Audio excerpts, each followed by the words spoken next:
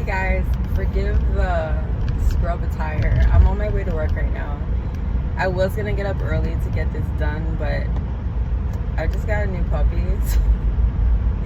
My life has been kind of crazy right now. It's literally like having a kid all over again.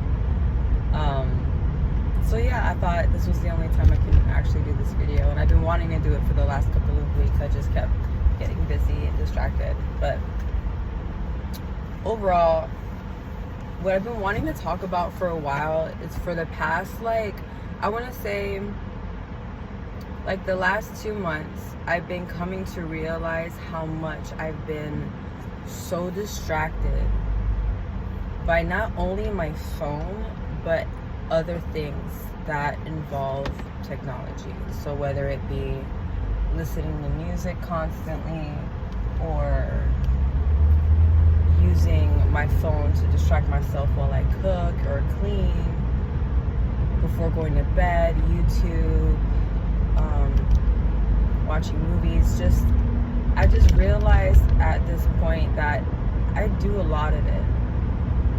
And it's to the point where I was getting super anxious, and I couldn't, for a little bit, I was like, why am I so anxious? I couldn't figure out what it was.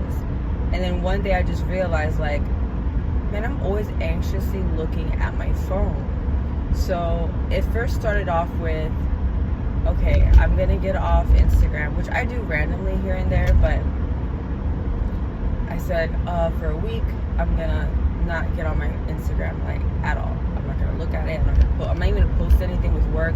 I just needed, I felt like a cleanse, an energy cleanse. So I did that. It felt good. I've come to a lot of realizations, and the main one is it made me extremely anxious and depressed. I realized that as I am on, what do they call it, doom scrolling, I'm just looking at everyone's lives and realizing most of the time, guys, too, when people post stuff, they're just showing their highlights of their lives. So even though they may seem like their life is so grand, they have all these things, monies, cars, relationships, we don't really know what's really going on in their lives. How do you can assume that someone's life is so perfect? And that can cause us to just, at least for me, I started comparing myself to people, and I started getting really depressed about it because I started thinking to myself, I'm 35, my life isn't exactly where I want it to be. And look at all these young people, these entrepreneurs and people who have their life together and have all this money, traveling the world, doing all the things I want to do that I can't do right now. And yeah, it was just a form of you know what's crazy, but it's you're still addicted to it. You still, I was getting this dopamine trip out of it. It's crazy, right? Because why would you feel good about not feeling good? It doesn't make sense. So I thought to myself, let's take this a little bit more to the more extreme. So I did get back on Instagram, but what I did was, all I was doing was posting my work stuff, marketing myself, and getting off. I would get off, don't look at my phone. And by the way, my notifications are never on purpose, because, and this was for years since I've had Instagram, I've always had it like that, because I noticed that I get extremely anxious when I see messages, because it's this feeling or this need to check it. So I've always had it off, but even though having it off, I still found myself wanting to scroll, right? So I decided I was gonna do that, and then I was thinking, okay, whenever I had a long day, I love binging shows when I get home until I go to sleep. Especially while going to bed, I would put YouTube on, or listen to something music. So I did that. Let me tell you guys, the thing, all these realizations started hitting me, being in this silence. It's crazy how we do so much to try to distract ourselves from our feelings and whatever it is that we're trying to run or hide from. But there was a lot of things I started realizing once I started doing this. Not only did the anxiety go away, I felt more grounded, I felt more one with myself, and I found myself just appreciating things, the small things in life more.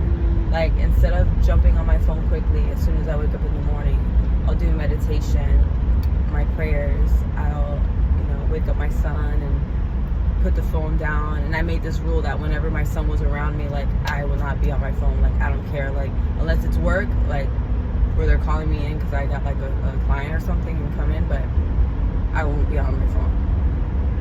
So, it was a lot of things. I'm trying to remember what was the number. Oh, the first thing was, other than, like, not feeling, like, anxious anymore, because what I started to do is that, or what I've noticed is that when I laid in my bed, that's when I felt the most anxious. And I'm like, why do I feel like I need to be on my phone to go to sleep? Like, it was like I was afraid of something. So what I did instead was I would read a book. And it was just something about reading the book. Like, not only did it make me sleepy, like, over, after reading for like 20, 30 minutes, like, I just felt like I slept better. Oh, I remember I was going to say now. I don't sleep with my phone anymore. I've been putting my phone on airplane mode and leaving it in my living room. I've been getting the best sleep of my fucking life. Like, it's crazy how, like, my dreams have been more vivid. I remember them more, and I've just been having and I know they're, like, spiritual as fuck. Like, I've been getting more messages than I've ever had before. Of course, me being a tarot reader and doing shaman work, it's just, I feel more connected without having that phone in my room. It's just crazy. And I know there's a whole science breakdown as to why you shouldn't have. I don't have the vocabulary to explain to you guys what it does, but basically there's just, radiation, all kinds of stuff that interrupts the energy, because, we're all made up of energy, that interrupts the room while you're trying to sleep, especially when the incoming messages, like, even if you leave it on do not disturb, like, you have to completely cut off the connection from the phone so that, that interruption doesn't come through. Another realization I had was, even though I let go of all these things, my son loves watching Corey Kenshin on YouTube. I actually subscribed to him recently because he's a funny guy. He does, like, funny, like streaming, like him playing video games and having reactions to them and stuff. So my son likes him, so I said, all right, that's a way that we can bond and spend time together. So I said, it's fine, let's watch his hour video. So he puts it on, and I automatically start doing things around the house, like cleaning. And I was like, it was like I was looking for something to do. And my son's like, can you just sit down and like watch this with me? And I'm like, I am, baby. This is bothering me. He's like, it's like you're just trying to find something to do. And then I felt bad because I was like, is this a part of me avoiding to spend time with him? But I was like, no, that's absolutely not it, because I wanted to spend time with him. But it allowed me to look at myself and question, and really, like, and in that silence, without that distraction, to really dive deep into that meditation and just looking within myself and realizing, why do I do that? And I think that night I was meditating about it, because I was like, I finally put the cleaning stuff down. I sat down and I watched the damn show with him. But it wasn't until later that night when I was meditating, I was like, why do I do that? So I realized something. And it's funny, without I can't talk. Without the distractions. What the fuck? Listen, I've been trying not to drink as much caffeine, so my brain is like trying to rewire itself to work naturally again. But like I was saying, without the brain fart rate, I'm actually drinking decaf right now. It's just not the same, but I figured it's healthier than drinking, the actual coffee and dehydrating myself with the caffeine. Without the distraction.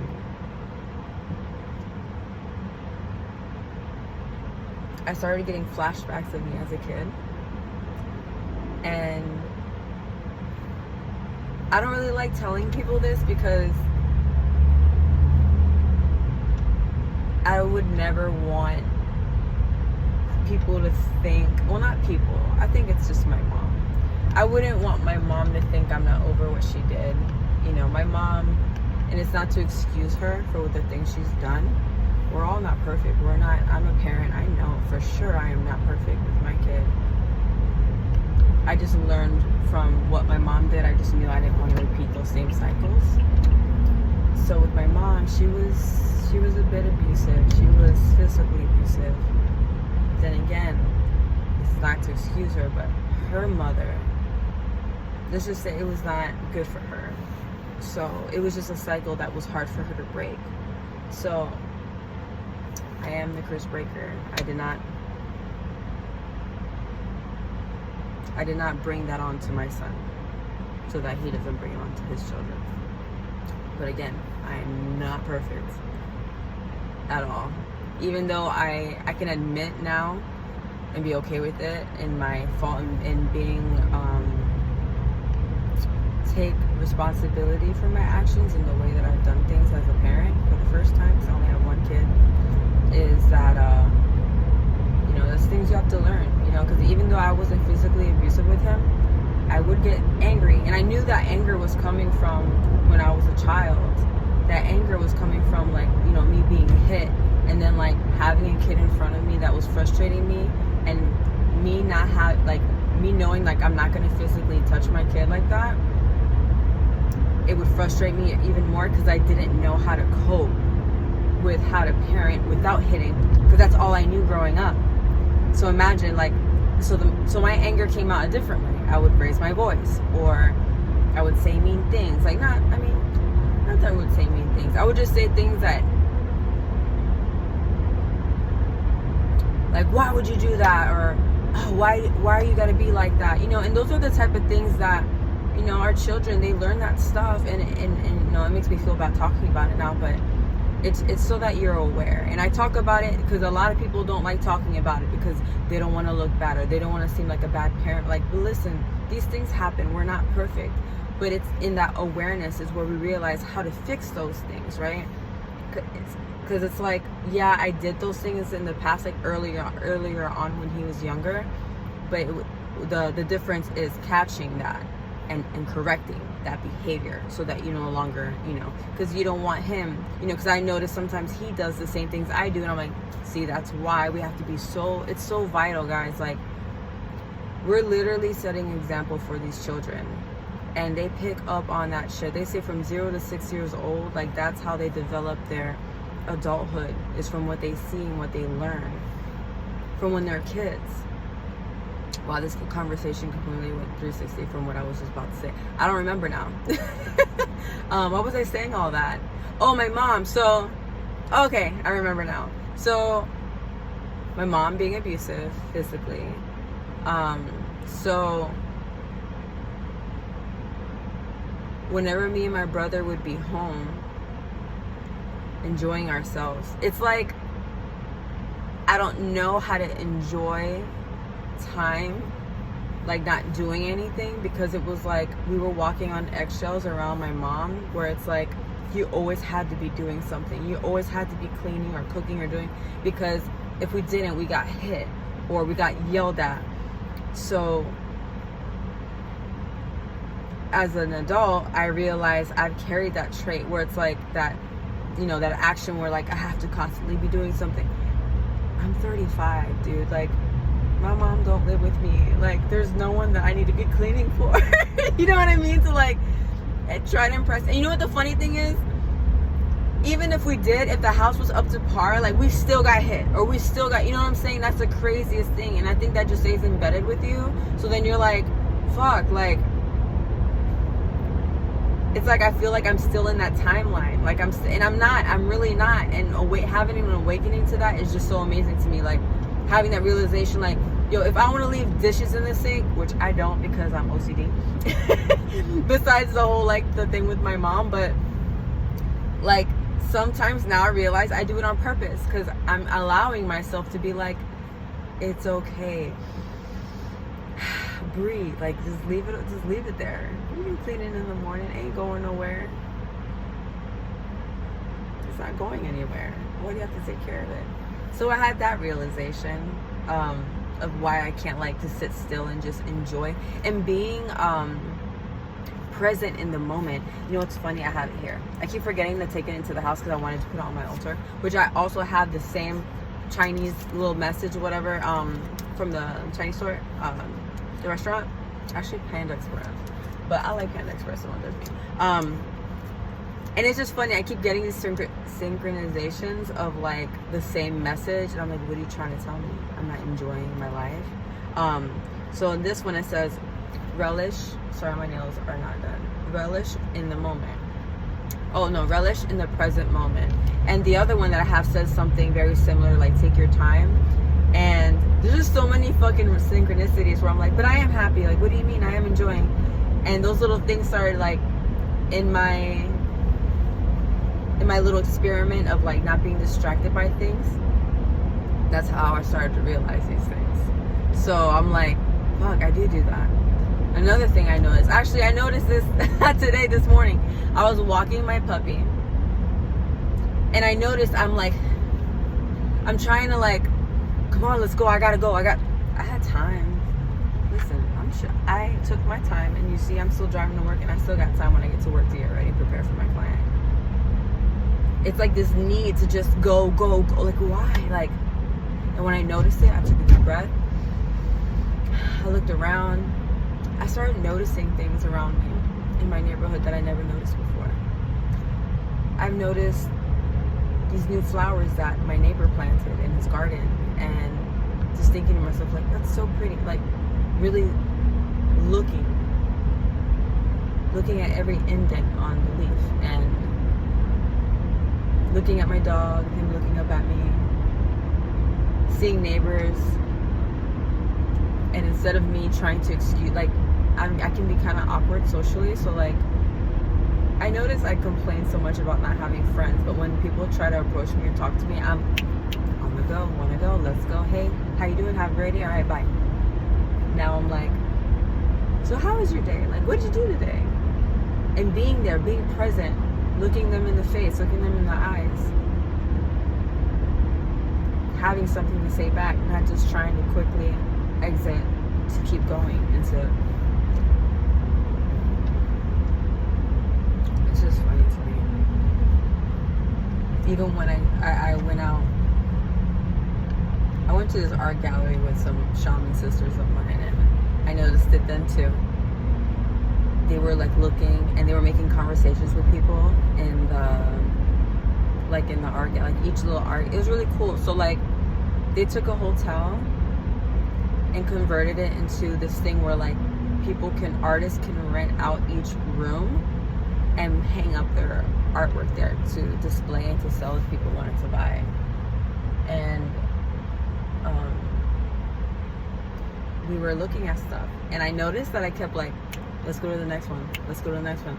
And then my friend Tony, I'm like, Tony and Allie, they're like talking to people, and in my insides it was bothering me. It was like, I have to go, like, we have to go to the next room, but why, bro? And like, and I love going out with them because they're so in the moment. They take their time. They're literally making friends while we're there, like having nice conversations with people, and you know, the things that matter, like what life is about, that enjoyment of life that we tend to like just, let's go, we gotta work, we got things to do, right?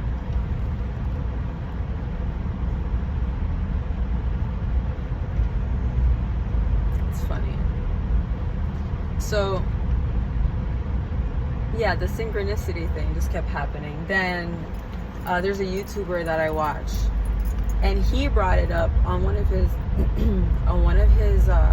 videos that he was doing the same thing. I'm like, bro, you can't tell me this isn't like synchronistic as shit. Like, I'm like, all right, I'm taking this as a sign that I need to do this. Like, there's something about, even when I do my readings and my collective readings, energetically, like for those who are really trying to like dive deep within themselves and spirituality, even though we may not all like know each other personally, we're definitely going through this. I'm just checking the time. We're definitely going through this thing together, whether you guys realize it or not. but there's something that God, I think, that I believe is doing to really bring us back to ourselves and our true authentic selves. Because I mean, I can go on forever talking about what this world is trying to do to us, but it doesn't matter, because we're stronger. And it doesn't matter what agenda, whatever shit that they have planned to try to destroy us. God is stronger. God is more powerful. We are more powerful because God is within us. We are God. I don't know, there's something happening and I love it. I just think it's so cool, and it's great. Knowing that there's others as well going through the same thing. So yeah, I took that as like, you know, as a confirmation, like we need to get into this. And then I started having my other friends, new friends that I've made in this event that I went to a few months ago, and we were talking about it, and it was like everyone collectively is just kind of like diving deep, and I absolutely love it. So yeah,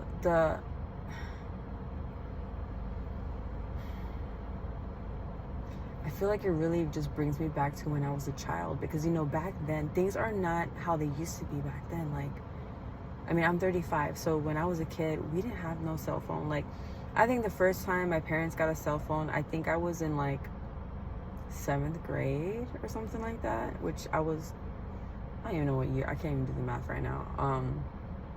It's a long time ago. But, you know, we played outside in the street until the street lights came on, or at least when my daddy was he'd do a little whistle thing. I can't even do that. He would do this. I don't know how he did it. I'm like, bro, how do you do that? It would be so loud. Like, so my dad was in the army, and we lived in Hawaii for a really, like, I grew up there. So like, we lived in the base. So like, there'll be neighborhoods kind of like parted up in different, how do I say this? Like, depending on what your parent did in the army, it's like, that's how they kind of like segregated everyone, if that's the right word that I'm using. So like, I'd be in the other side that wasn't even part of where we were from, and I would hear my dad's whistle, and I'd be like, oh shit, Jonathan, we gotta go. My brother, we gotta go home. We knew better to be home on time as soon as he did his whistles. But like, we were outside, we were out in nature, out in the sun, and drinking out the damn hose, you know, like we didn't go outside because we knew that once we came inside, we weren't allowed to come back out. So that's what we did.